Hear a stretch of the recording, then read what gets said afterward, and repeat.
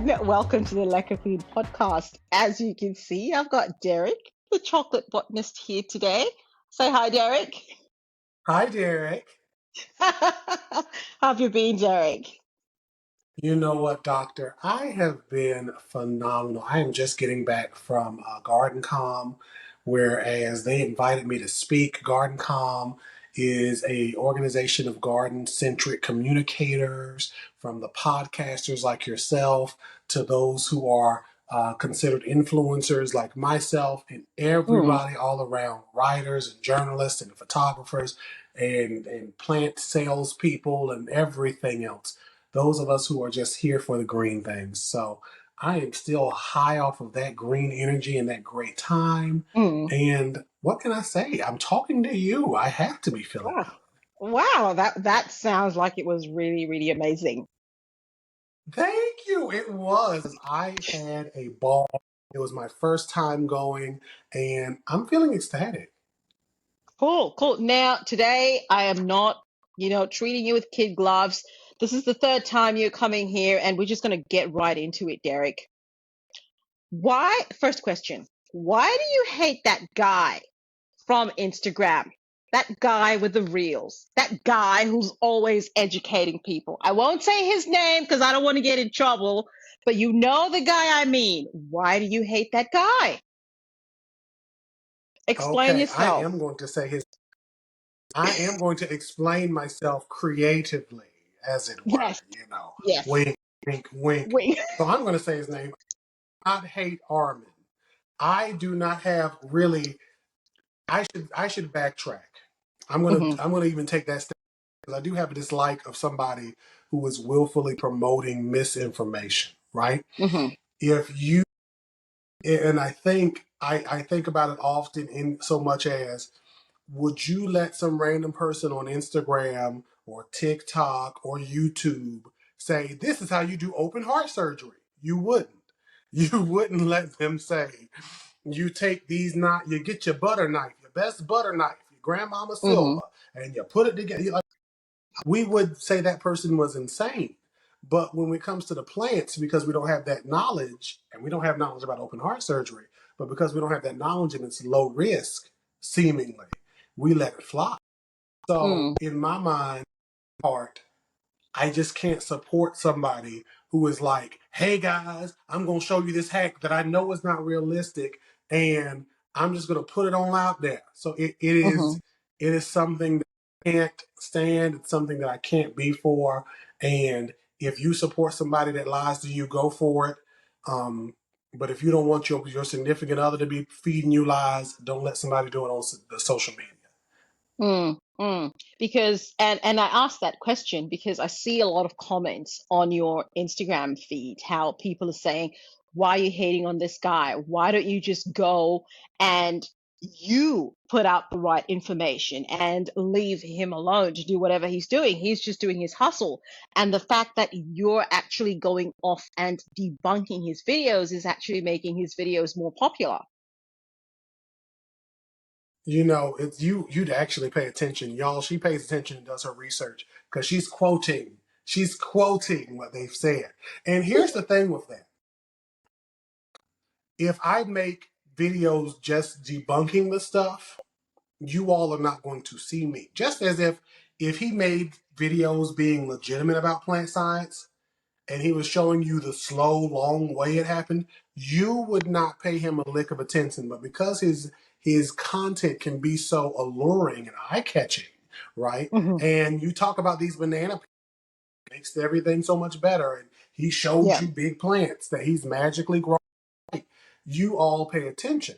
So if you don't look at him that way and you don't ask him to be accountable for his misinformation, don't ask me to be accountable for my then attack and aggression at that Mm, misinformation. You're pointing the person. If he doesn't have the misinformation, I don't have content. mm. That's probably true. So Probably true. so that, so it's like, and he's not the only person by far. But Yeah. if he doesn't have information, then I don't have the content. So because he has it, and because he's lying, and because he's putting out this foolishness, that is where Derek is going to be like, yeah, no, this doesn't work, and this is why. Like, this is Mm, not for me. This is mm, not the way. This isn't a move. And I'm going to mm-hmm, explain to you why. And the last thing I can say is, if you find yourself frustrated at me unnecessarily, you need to do a heart check or a soul check or something, because I am sick of people trying to tone police me, a black scientist, and try to tell me what's knowledge. They try to outsmart the books and tell the books what's knowledge, and that I can't deal with that anymore, because that's how your mm, mind goes bad. And mm. mine have gone bad in these comments. What for? And y'all don't know the legitimate person I can be, because we all put on a face on social media. We do. And he and other people put on the face, and the face says, "Hey, I am your expert of plant science." He's not. I put on a face that says, "I am such a nice, easygoing person, and while I can be, there's another side of me that I don't want y'all to see." Mm. So maybe people just want you to be a bit more gentle. That's great. And as my grandma and them used to say, people in hell want ice water. The songwriter says you can't always get what you want. I'm going to keep doing me. Can't stop, won't stop. Botanist for life. So with that being said, if you ain't here for me, okay, great. But in the same way you say that my commentary is making his videos go up, yours is doing the same to me, boo-boo. Mm, mm, You ain't really here for me. mm. Go on into the Blue Yonder, keep supporting his Yeah, stuff, and yeah. let him plants. If you do support me, I thank you. I thank Mm, all of you that fight for me, because it is hard out in these streets being a black botanist and trying to mm-hmm. speak facts without being ran amok. So are we then saying, in a kind of roundabout way, that in some ways we do kind of like to be told lies? We kind of like to see the easy fixes. We kind of want to be told this is what banana will do for me and my plants. Oh, that's easy. I can do that. That looks great. And not really follow through with whether this actually works or not. It just sounds great. So So people like to be lied to? it's so difficult because, on the basic sense, yes, right? I want to be told that the hard thing of plants, which is seemingly difficult, which is seemingly a time sink, can be basically reduced into a quick, I do these things and I have all the beautiful plants. I do these Hmm. things, and the jungle is grown. And Mm-hmm. unfortunately, that is not the way of the world, right? I explain it to people like this. If I cook you a Thanksgiving dinner, okay, Mm-hmm. Christmas dinner, a celebratory dinner, and I'm cooking, what do you eat for Christmas and Thanksgiving? What you be cooking? We love seafood. You love seafood, okay? I'm gonna get you all the seafood, crab, lobster, Mm. shrimp, fish, and I'm gonna cook you everything every way you like it in the microwave. You would be like, "What? He's gonna cook?" I'd be like, "Yeah, I prepared everything you wanted in the microwave because it's quick, No, it's easy, no. accessible, and I just push the button, beep beep beep." What some of you are doing when you try to get this banana water and this rice water and all these other waters, beep beep beep, and in the same way you wouldn't eat that fried fish, which would probably be delicious in the microwave. I put the No, it will not be. You don't know. You haven't tried. Have you microwaved a fish before? You don't know. But the Just because I haven't done something before doesn't mean I don't have a sense of what the outcome will be based on other evidence. Now see, there you go, because you're going into my next point. See, this is why you're smart. With the mic, this is what you're doing, and you would look at that as insane. And this is how us plant people look at the banana waters and the rice waters and the bean waters and all these other random hacks. I slather aloe on stuff, and magically roots appear, and I bury a plant, and another plant comes up. Things like that. Look at it that way. So if you don't want me to come to your cookout, and I say I made you a whole turkey, not turkey wings, not turkey breast. I cooked the turkey in the microwave. You don't want that. That was a flavor of love thing back in the day. Woman cooked the whole chicken in a microwave. It was still raw. Okay. We laughed at that, but this is how some of us plant people laugh at you all. And then the next thing is, you said it. I don't have to try something to know what the outcome is going to be. I am a Mm-hmm. whole plant biologist. I don't have to go out to the store and get 20 pounds of copper and wrap it around my plants in an experimental fashion to then say this doesn't work and this is stupid. Because guess what? Derek has a degree from North Carolina State in plant biology. Okay, I got boo boo. So that means I had to sit through classes crying, frustrated, upset, trying to get this degree that a lot of folks don't respect. If I had known I could just get on the internet and say anything and people Yeah. would believe me, I could have saved $40,000 worth of debt. I would be You talking. could have, Derek. You were not being very smart. I wouldn't be very smart, but I'd be very rich. So what happens? They talk and they get this money, and people look at them as if they're successful, but they don't have it. Let's, in the spirit of everything that we're talking about so far, let's talk about zero waste plant hacks. Ooh, So okay. this is all, you get your bananas. When you eat your banana, you take the peel, you mash it together and you make water. You eat an orange, you get the blah, blah, blah. Tell us about that and why, pros and cons of doing zero waste plant hacks. Zero waste plant hacks is literally you all or us all trying to reduce our food waste if we can, right? Mm-hmm. And our waste in general. And when we're trying to reduce that waste, we're doing so because there's a lot of waste that we all produce that can be not just thrown away into a trash bag, never to be seen Mm, again, or not just carried away in a recycling truck, again, hopefully to be seen again in some other form. mm, Zero waste is interesting because we all have some sense, especially us children of the 90s, some sense of like protecting the earth because Captain Planet said so. mm, But when it comes to like legitimate hacks, legitimate zero waste things, the most easy and effective way to do that is through compost. mm-hmm. Couple of people on the internet who are compost champions. I believe there's a compost queen, Smokey R. Greens. I might be messing some of these names up, but it's okay. They are, because I'm going to give them to you hopefully after this, and they'll be in your notes or whatever. But at Sure. the end of these are people who will show you legitimate composting hacks. So, Mm-hmm. and legitimate composting, I shouldn't even say hacks, legitimate composting methodology, right? Mm, Because hacks can also have a bad name because a lot of it's just baloney. But mm, when you could do that, or bokashi, and that's one thing I've gotten deeper into because of one woman whose name is leaving me now, and I talk and I share her often, and I feel ashamed, but it's okay. She does bokashi, and she does all types of composting. And it made me be like, you know what? I need to give this a try. And bokashi is a method where you can compost your dairy, your meat items, those things. Like you don't in oil, you don't do a lot of any of those things, but you can do them in order to get mm, them to break put into your raised beds or your gardens outdoors. mm. So you're a waste. Ah, So what's the problem with just getting my banana, putting it in water, and using that, straining that water, and then using that water to water my plants? What's wrong with that? It's still that zero waste. see, people will say that. They're like, well, I don't see the difference. So, compost is I have microbes and random organisms. The woman's name is Compost Fairy because she liked my reel. There we go. Compost and other microorganisms, right? That will, and other organisms in general, micro and macro, that will come in and break that down. So if I put a banana peel into a compost pile, various bacteria will start to eat at it and get it away. There could be mold and fungi. Again, it starts to break it down. More earthworms and insects that are all starting to break it down.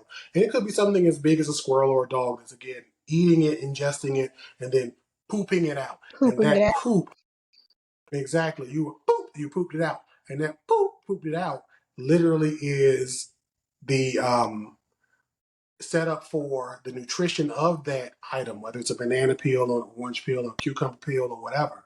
That item's nutrition is now more available. Mm-hmm, So when I mm-hmm, compost, I'm literally breaking it down to enough components where the plants can enjoy it. mm-hmm. That's one side. On the other side of the fence, this one side is the good neighborhood. I can go in this neighborhood and leave my car unlocked. That's the compost side. The other side of the neighborhood is that, try that in a small town mentality that Yeah. songwriter is talking about. Jason is it Jason Alderaan? I don't remember the man's name. He's Mm. forgettable in my mind. So when you try that in a small town, it's very low down. They don't really have good internet. They don't know how to research. They are racist and prejudiced. And you have banana water sitting right there next to a keg of beer. And what happens is you have this banana water that's, again, a solution. I'll give you Mm-hmm. that. A low-key breakdown of bananas, but the nutrition, the components are not available. Mm-hmm. So you have a soup of banana peel that is not easily acceptable for the plants to uptake because they need to be Mm-hmm. able to digest. And I think people relate it to, oh, this is great because, oh, I can make a soup out of potatoes and I eat it and I'm fine, but we can digest. We have a whole digestive system that's made to break down nutrition. Mm-hmm. The plants don't have that. They have roots, except for a Mm-hmm. carnivorous plant. They have that. They have roots to uptake the nutrition that is there. Mm-hmm. So they need a way for it to be broken down, which again doesn't happen in water. If you have a Yeah. liquid solution and it rots enough and you maybe keep it in there for like years and it's completely rotted and broken down, then maybe something worthwhile. But most of us are not, or most of you, not us, because I don't do it. Most of us are not doing that. Most Yeah. of you are just putting it in there for 5 days or 2 hours, and you're like Yeah. potassium, Yeah. and Yeah. So all this eggshells, banana peels, all that stuff is just all you're doing is making a solution of the banana. And though that potassium that you're thinking is going to be available to the plant is actually not available for the plant. It's not in the form that the plant can absorb it.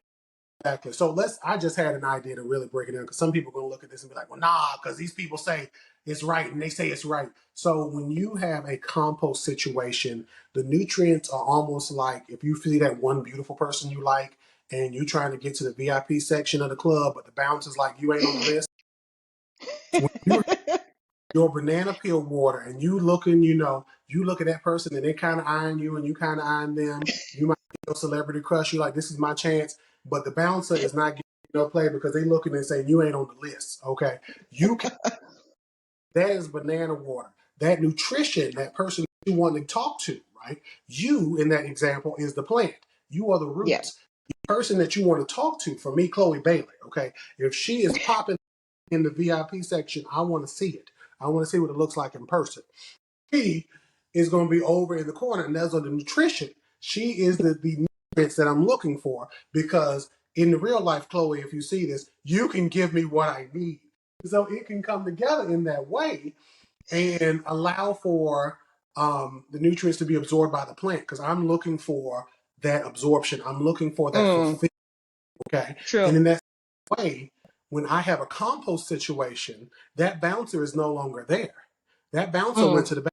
He or she went on break, or they're like, "Hey, yeah, you can come on in." They the cool wide bouncer, open. Wide wide open, open.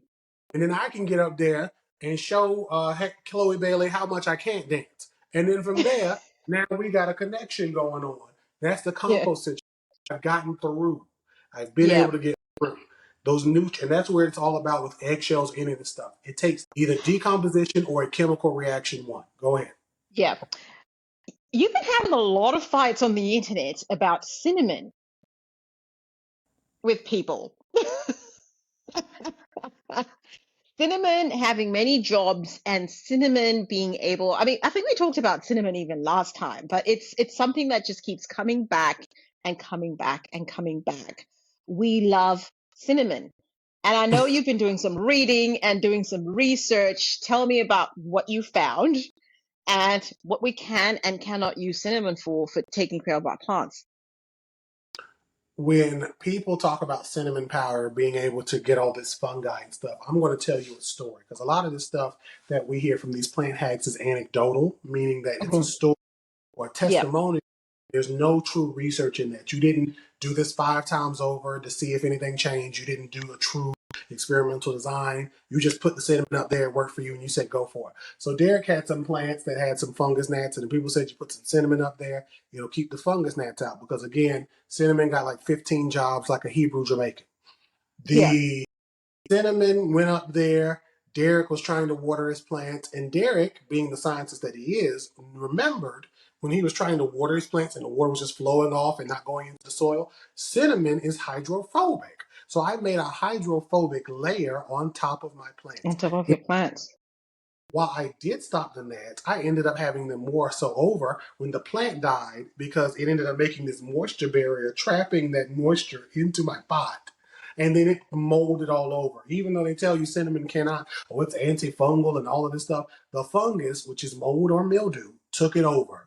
And that was it. That plant was dead. Okay. That plant is up there in heaven right now with Betty White, Aretha Franklin, and the man that did the cha-cha slide. So with that being said, Yeah.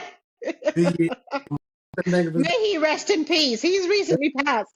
yeah, it's all right. May he rest in peace because he gave us a lot of joy. So with that being said, I went through a scientific article that was actually written that you can find on the internet about cinnamon being used in a horticultural or agricultural situation, right? That basically said that some of the stuff we hear about cinnamon is legit, but it was the cinnamon essential oils, not Oils. the cinnamon powder. The cinnamon Powder. powder used to influence the growth of tomatoes, but it didn't really say much about all this other stuff that people try to attach to it.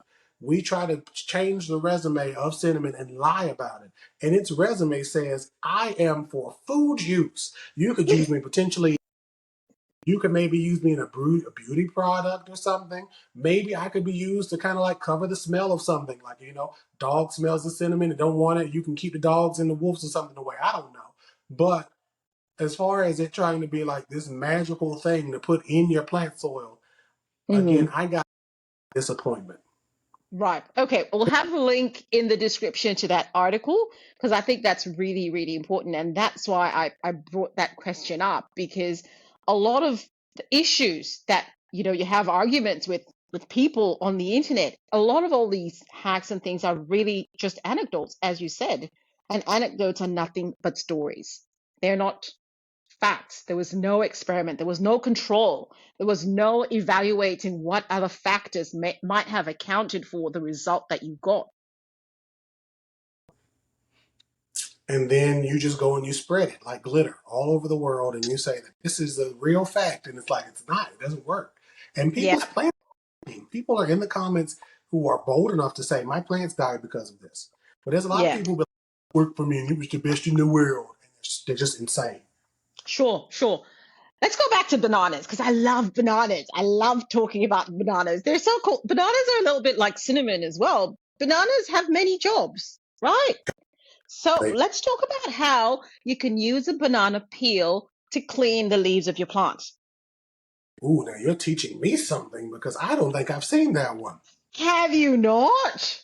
People I don't. use banana peels to clean the leaves of their plants. So I'm gonna try to brain think this here because again, as a scientist, I'll sometimes be like, okay, let me try to figure out and understand what they're going for and why they would use this. So typically, when you're cleaning off the leaves of your plants, when leaves get really dusty, it can be hard for them to breathe. Right, if they get just covered in stuff, it can be hard for them to breathe or transpire, where they let out water, moisture, and oxygen, and then they breathe in CO2. They inhale. That's that part of that photosynthesis. So typically, when I've seen people clean leaves, it's usually like water or soap, or the occasional person will use like coconut oil, like a little bit of coconut oil. Maybe they're hoping to use the oils in the banana peel. Is that what I'm But maybe asking? maybe the question as well is what side of the peel? Is it the inside or the outside? See, I'm hoping it's the outside because I would imagine it's the outside that touches the air and around the world versus the inside with all the junk in it. I would hope it's the. I don't know. I don't know. I just saw some people talking about this and I thought you would love it because whether it's the outside or the inside, I just don't see why you would do that. Why not just get a nice microfiber cloth, put it in through some water and wipe your plant and you're done. You can get you a napkin from the fast food restaurant. You put a little water over it. You don't even need the microfiber. They give out those napkins. Exactly. You don't even need anything. You can just put it under the water and just wash it with your hands. You can do that. This is insane. I'm gonna So have good to nightmares. know to banana peels for cleaning your leaves, people. That is a no. Ooh, I found another one. You will love this one. I thought this is a classic. I'm going to read it, right? Please. Cut open a diaper to help your plants retain moisture. So you source the water retention crystals that are found within the diaper and you put them in your soil, your face. I've seen this one and I was like, I Instead just of buying, those water saving crystals, you can buy them at the nursery. So instead of doing that, you can use your diaper. So again, trying to brainstorm this because there's as a scientist, I have to try to think of a lot of stuff, and I don't hit everything. And this is why sometimes I'll talk out ideas with people like you all, my friends, my family, because they'll help me to see a certain sides. I don't know what the diaper water absorbent stuff is made of, but I'm assuming it's not something that's non-toxic. So if you are doing this with a food crop, I would be a little wary of any toxic chemical of those beads like going into your foods. Now, Mm, when with the ones that are actually made for it, like those water saving crystals, or they have them sometimes in like a soil mix already, like a Miracle Grow or something. Miracle Grow is not sponsoring me, but if they want to, please hit me up. Then it is those are actually made for that, and they're made to not negatively impact outside of like adding too much water if you don't water right.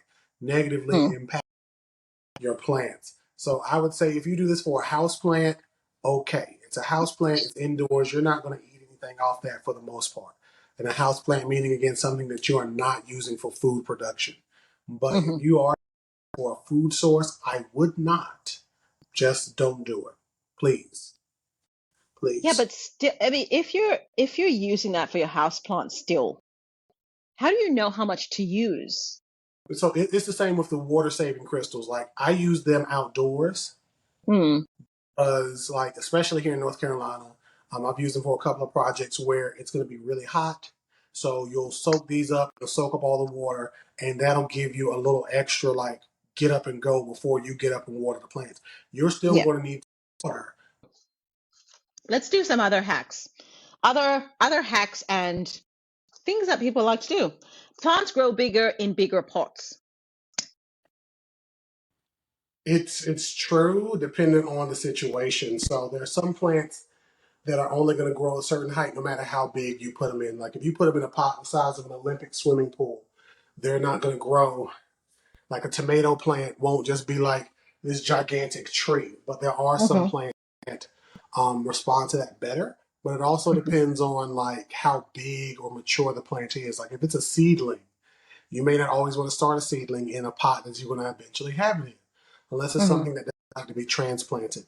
Um, like a sunflower, for example, they don't really always respond to transplantation well. Mm. Um, so it depends on the situation. It can happen, but it's kind of caveats. Like when you first get a plant and it's like in a 1 inch pot or a seeds tray, it may not want to jump to a 20-inch pot. You may have to work it up to like a 4 inch and a 10 Yep. inch and So then what go from is the problem with doing that? You've got this plant and you want to save yourself some time, instead of all the steps, just put it in its forever pot and you're done.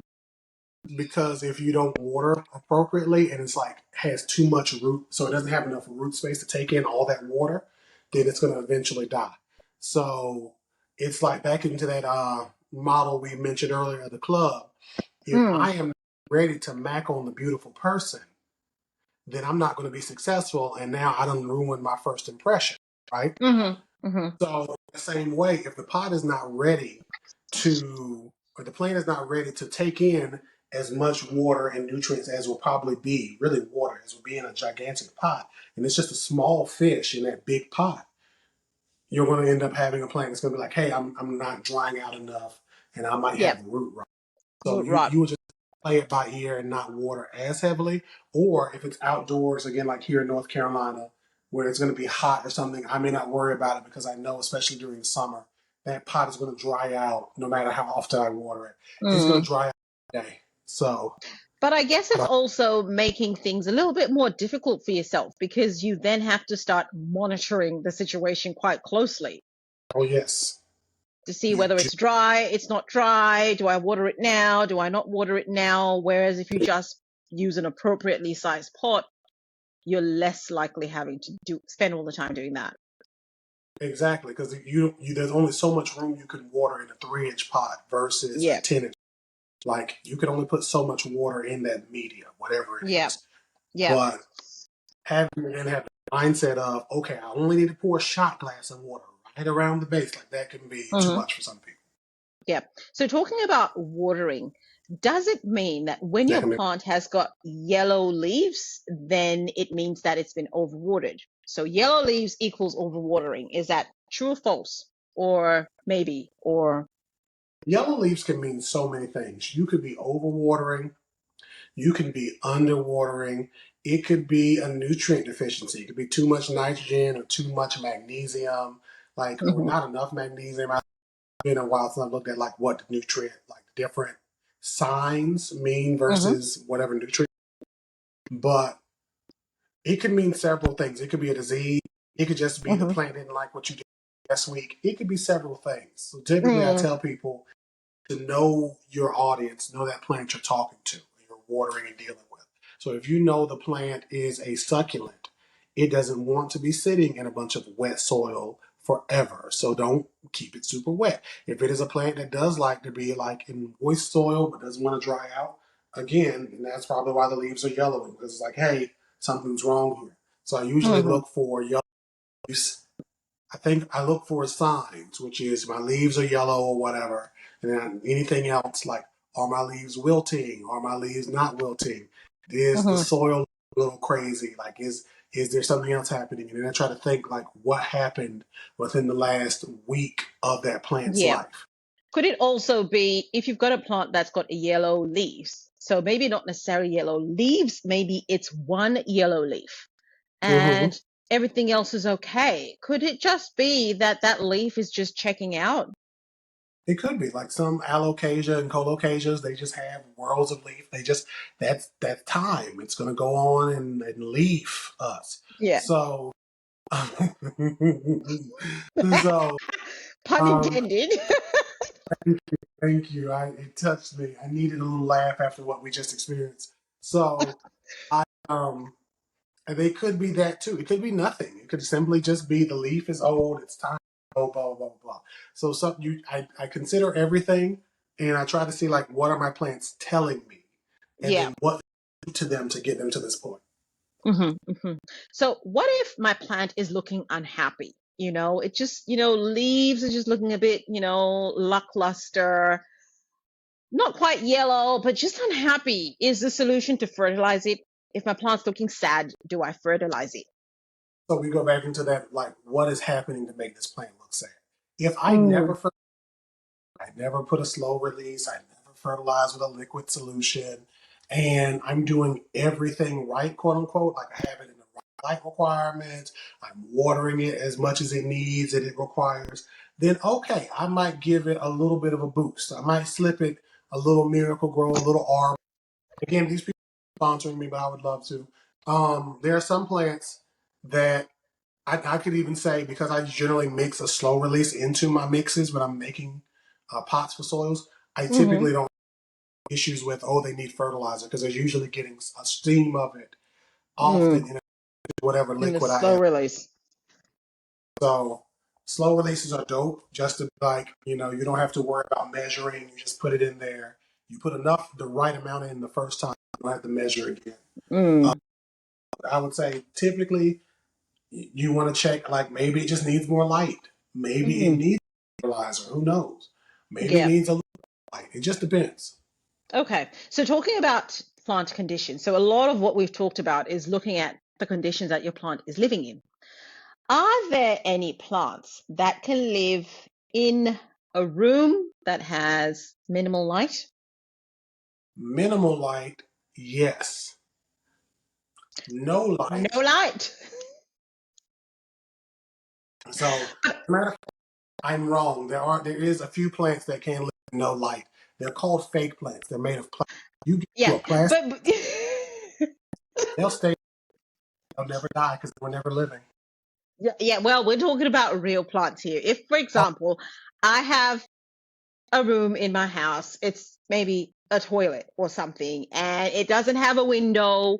It's just Oh, completely pitch black. All I do when I go in there is I have to turn on the light because otherwise there's nothing. Can I put a ZZ plant in there? ooh. See, this is a thing where it becomes a situation of if you are leaving that light on all the time. So when you're not in the No, of bathroom, course not. Electricity costs money. it does. So because if you're, especially here in Eastern, if you're in Eastern Carolina, it costs a lot of money to have a power bill. But if you leave the light on and you invest in like a grow light bulb, like one of them grow lights that are lights and you can still be in there and Yeah. da, da, da, then you could make that work. But you would need to like leave your light on for like 4 to 6 hours minimally, so that way you can have it go. If you have a You're bad, changing the parameters. You're changing I just said I in a know I room because with I the didn't like lights. the program. I because it did not work for me. Because if you have it at your parameters that you were saying, and a bathroom, and the only light in there is whenever I'm using the bathroom, Yeah. whenever I'm in the bathroom, then the only plant you're going to have is dead plants. But if you have the desire and finances to kind of update the space and your mindset about it, you could put a ZZ in there, or a snake plant, or a oh my God, a bromeliad or something like that, and potentially have a little plant in there. Mm, You a little night light, but if you have a bathroom that has like nothing, they're just going to be disappointed because they're going to eventually die. You're not going to die. change anything. Like no matter what Mm, anybody tells, they're going to die. Okay, so I've just been shopping. I've been to, where do you guys go? Lowe's? You know how the Well, Lowe's on the home. I don't know where you go. I've just been to Bunnings. I've bought myself some new plants. The first thing I do when I get home is repot them because that's what people say I should do. So I'm on the fence of that because there are some people who will swear that you should not repot those plants until a couple of weeks or a couple of months after you get them home, because what happens is when you take that plant from Bunnings, okay, I love to hear about that store, the Lowe's, the Home Depot, your local garden center, you get them from Hmm. the wall, like that, and you get these plants home, especially if they're at like a big box store, like a grocery store that is not a plant shop. That plant is going to go through shock because it's Mm, been lighting in different situations in your houses. If it's in a grocery store, for example, like a Food Line, a Harris Teeter, or something like that, it's been in a relatively cold space, mm, and you're probably not as cold, I hope not as cold, as a grocery store is. Grocery stores are cold. mm. Have different lights than you would probably have at home, which is a different spectrum of light. So that plant isn't used to that. So when you get that plant home, it's like, what is this? What's happening? Where's my family? And it wants to start dropping leaves and looking all crazy. And then you come home one day and your plant is looking like who done it and why. And you're like, what is happening to me? So people have said not to do it, but I have. But I also set up my plants to try to combat shock from the get. Mm. So how do you do that? How do you get your plants to combat the I know shock? my secrets. I will. I used to fertilize heavy. I would add a little nitrogen from coffee grounds in. It's not immediately available, but it would do something in my mind. I would also fertilize. I would mention that slow releases, and I would literally like watch the plant and be like, babying it over and over Mm. and babying it to say let's make sure you're in a good position. So I'm Yeah. going to do a little bit more than I need to. I'm going to watch you and make sure you have what you need. And then if any pests come, especially for outdoor plants, if any pests do come, like I'm going to do something for that. For my indoor Yep. plants, again, slow release or quick fertilizer, boom, done, got your drink, here you go. And especially now, I have grow lights and heating mats and so I'm even giving them generally a better situation than A they came from. better. Mm. Like, yay, this is our human. Yeah. Yeah. So the plant is happy to be in your Oh, house and it allows you to do whatever you want. exactamundo. Cool, cool. Okay, I think one last question about leaves. Let's do it. Let's do it. Let's do it. People cleaning their leaves using mayonnaise. Like, okay, tell me about that. People, I feel like this is a repressed memory that you just brought up. Yeah, No, no. Thankfully, no one in my family has ever cleaned leaves using mayonnaise because A, mayonnaise was expensive where I came from. So we didn't do that with mayonnaise. we didn't cleaning with mayonnaise. So I don't remember seeing this. I feel like if I did, I probably like seized up and fell on the floor for like 40 minutes and like was foaming at the mouth, and then I blanked the whole minute. Like I somehow got back into my bed, restarted the day. I don't. I would never want any of you to clean your leaves with mayonnaise because that is egg, that is oil, Oil. and some other type of thing, maybe salt and other seasonings that could be potentially detrimental to your plants, right? If you're going to clean off your plants, again, low impact, low effort. You don't have to waste food. You could get you, again, paper towel from indoor, your towels from your grocery store or your fast food restaurant, get you some napkins, and you can take them, a little bit of water, and just wipe the leaves off. Like Nora even said, you take your hand, you wet it up, and you just kind of like poop, poop, poop, poop, poop, and you can kind of wipe your leaves off. If you want to get fancy, you get a washcloth, a microfiber towel, whatever, and you just wipe them off. Some people, again, will use coconut oil. Not a lot. I'm not trying to grease up for Sunday dinner, and you putting up a little bit of oil just to get a little shine. There's some products that you can buy that are for cleaning your leaves. I don't clean leaves. Again, I have some plants that are a little dusty. I don't clean leaves, but my plants are overjoyed. So I don't worry about it. And if I do Mm. it every couple of years, I may be like, let me wipe this off. But it's not something I do consistently in the slightest. But if you do it, please don't get you any Miracle Whip or Kraft and just put it up there. No Hellman's and just put it up there. Don't do that. Please don't do that. Leave it alone. You're funny. But why not? Why not though? Like I said, it mayonnaise, and I wish I had some in here so I can read the ingredients off. I'm sure it has somebody's salt in it. It definitely does. And it definitely has lots of oil. Lots of oil and And the egg could be beneficial, but and they say could be because I don't have the usually when I'm in conversations like this I have my tablet and I'm like boop, boop, boop, boop, boop, boop, boop. My computer's over here. I don't feel like clicking and clacking, so we just going off of the dome. If I yep. think about it, they're just like a simple mayonnaise, a simple emulsion of oil, egg. Hmm. That that could either be not of non-effect to your plants, it could be neutrally effective, doing nothing, positive or negative, or it could do, something negative like making your leaves just be like too shiny and rot. Hmm. Um, Either the egg or the oil, or just being under too much light and then being like, oh no, and then the plant gets scorched and then Burns. Yep. brown spots everywhere. It could be any of those things. Mm. But I generally tell people you don't have to do this because whatever benefit somebody's telling you you're going to get is not worth the risk of what could really happen versus just using a little water. Again, you're A not little trying water. to get the plants into a slip and slide, but you get a little water, just enough for the cloth to be moist. And you go Yep. on about your What would be the effects? Would there be any detrimental effects for transpiration? As you're lathering on your mm, mayonnaise and you're closing up the stomata mm. potentially, would that have an effect or is that just That's a good question because I would wonder if it would create a seal or a barrier.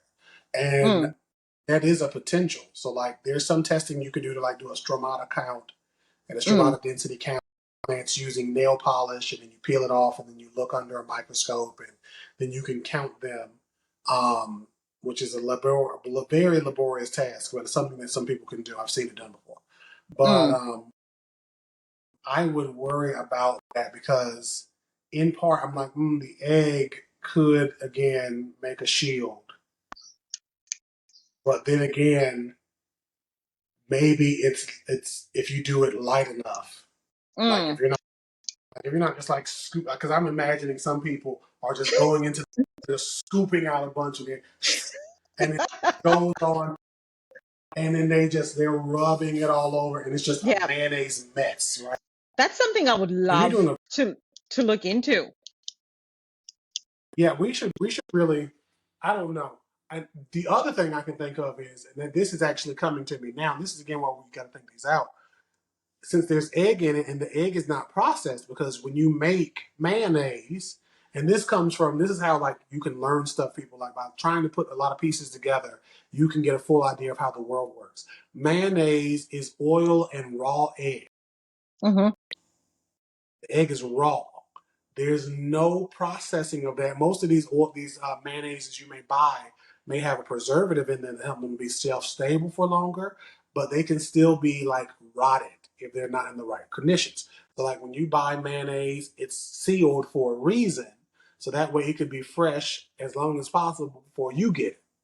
But if Mm. you were to take that mayonnaise and then put it on a leaf, I feel like that could open up the potential for there to be some type of mold to start Mm. coming after that, because now protein, which is the egg, and even though the oil may not be like immediately desirable to the mold can break down anything. So I would worry about issues with mold or like Mm. any type of gnat or something that's like, oh, this is for me. Yeah, yeah. Yeah. That's well, I guess the take home message is just don't. But I'd like to dive deeper into that. I think it's a subject that comes up time and time again. What kind of oils Mhm. to use on your leaves? I mean, I literally just had someone ask me the other day if they can use any other oils on their leaves and what effect that would have on a cellular level to the On a leaves. cellular, on a cellular level, I would think not, but I would need to talk to like my plant people who are like physiologists and stuff, Yeah, because talk to your plant people. I would love to know because I because mean, at like this point, we're just spitballing and sort of thinking, well, when you look at it, this is what could happen. This is what could potentially happen. But is it really? I mean, like you talked about these oils that are available for cleaning leaves, right? There's lots of products out there. Leaf shine, what. Okay. I mean, really, what is that? What does it really, really do? Is it just a marketing ploy? We all love shiny leaves. we do. Well, y'all do, because again, I can care less as long as Yeah, they help me. we do. But it is a marketing ploy because it's something where like you don't have to get coconut oil. It's in an aerosol. You just spray it on and you wipe it off, and all my leaves are shiny. Yeah, But I would think like unless it's a thick oil or a thick like something thick like castor oil or yeah, argan oil, like I would think a lighter oil would just be great. yeah, More so than one, because again I think about like its lasting power. Like coconut oil eventually dissipates in whatever way it does. This product, leaf shine, eventually dissipates in whatever way it does. mm, Versus a heavier is like going to stick around longer, and what could that yeah, do to a leaf? I'm going to. There's a good three other people I'm thinking of. I could reach out to and see. Hey guys, like, what are we doing? So we'll see what happens. yeah. I'd love to have that sorted once and for all, like oil on leaves. What exactly? What gives? So we can finally have like this is the evidence. This is a definitive answer. This is what we should be doing. This is what we shouldn't be doing. Because when you think about it, in nature, there's no one going to put coconut oil on a plant. These leaves are ashy. That's what Jesus says every morning when he goes out to the jungle and he rubs it on himself, because you know Jesus can't be ashy. And then, except on Wednesdays, because he said Ash Wednesday, and then he rubs it on the plant. So I'm going to talk to the people, and we're going to have an answer next Yeah, time I this talk to you. We're this going to have is a lot like me talking to my 14-year-old son. this sounds like most of my family talking to me most of my life. I cannot stand lotion, and I don't know exactly why, Oh my but it God. is Are what you it is. ashy, Derek? Are you ashy? Right now, I'm not, because I put on lotion. I feel like this morning I put some on. But typically, I am extremely ashy, always. And it's just like appearance. This is where like leaf shine and ashiness and everything come in for me. I'm just not always concerned with how I look. Like, because That I'm is now more in terrible. color. You need to take care of your skin. It's not about how you look, it's about nourishing your body. And see, that's what the people tell me. And to them, I'm going to say to you what I say to them. That's great for you. But for me, it's I'm just good. I'm walking around. I'm okay. The one thing I will do is my lips, mainly because, like, especially during the winter when they split and crack, I would hate Yep. that. But now, and I don't have to worry about it because when I moisturize my beard, the oils and stuff I mix together go on my lips. Yep. So I haven't had split in years. I'm just gonna say to you, Derek, we'll come back and have this conversation when you're 70 and you're looking like a prune. When I'm 70 and I'm looking delicious, okay, and I look just like with the street, all this is gonna be great. I'm gonna look exactly like I do now, gray and maybe like gray here. Like all this gonna be great. I'm gonna be like, Nora, see, I told it's the lotion that was trying to get y'all. Y'all shouldn't have went over the lotion. That is absolutely hilarious. Well, Derek, that is all the questions we had today. Thank you so much for taking the time out. It's always such a pleasure to have you on. Do you have any final words? Anything you'd like to say? I do. Mm, When it comes to plant hacks, I know we all love them and value them because they can make this thing that we do and that we love seemingly easier. And there are some legitimate plant hacks that are out there that can make your world easier. You know, I've done a couple myself. Others of you have found out great ways to make things work and be easy. And like a lot of plant innovation comes from us hacking the system and trying to figure out what works and how to mm, do it efficiently and effectively.